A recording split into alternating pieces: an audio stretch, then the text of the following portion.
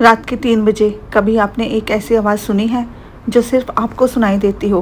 कभी महसूस किया है कि कोई आपको देख रहा है जबकि घर में सिर्फ आप अकेले हों? यह कहानी है रोहन की। एक सीधा साधा लड़का, इंजीनियर का स्टूडेंट, नया नया शहर में आया पढ़ाई के लिए। उसे बिल्कुल अंदाज़ा नहीं था कि एक कमरा उसकी पूरी ज़िंदगी बदल देगा। रोहन एक शांत अपर मिडिल क्लास बिल्डिंग के टॉप फ्लोर पर शिफ्ट हुआ, रूम नंबर 13। मकान मालिक ने बस इतना ही कहा, काफ़ी टाइम से खाली है। किराया सस्ता था और कॉलेज पास था। कमरे में रहते हुए उसे 3 दिन हो गए थे। पहली 2 रातें तो बहुत अच्छे से गईं, लेकिन तीसरी रात ने उसका नज़रिया बदल दिया। रात के 2:47 हो रहे थे। रोहन चेयर पे बैठे किताब पढ़ रहा था, तभी उसके कमरे का दरवाज़ा धीरे से खुला।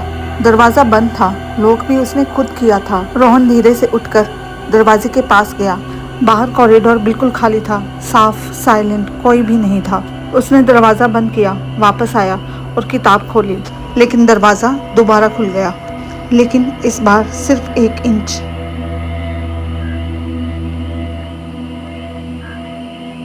लेकिन अचानक कुर्सी अपनी जगह से हिल गई।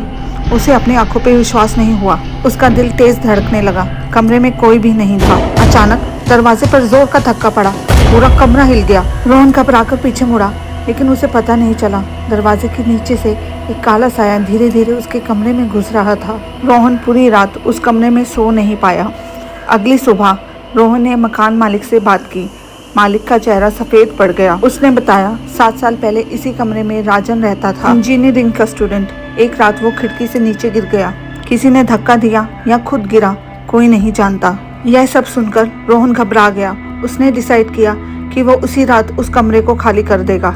उसने बैग पैक किया, फ़ोन उठाया, बैटरी डेड, चार्जर गायब। दरवाज़ा खोलने की कोशिश की, दरवाज़ा नहीं खुला, जैसे उसे कोई बाहर जाने से रोक रहा हो। रोहन पीछे हटा और तब उसने शीशे में देखा। उसके पीछे कोई खड़ा था। वह राजन था।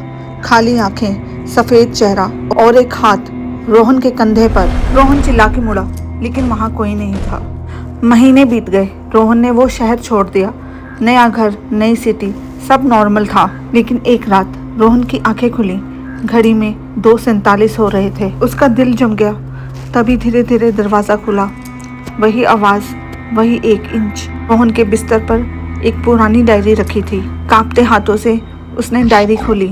हर पेज खाली था, लेकिन आखिरी पेज पर लिखा था, अब रोहन राजन है और राजन ही रोहन है। अब रोहन धीरे धीरे शीशे के पास गया। मिरर के रिफ्लेक्शन में रोहन नहीं, राजन खड़ा था।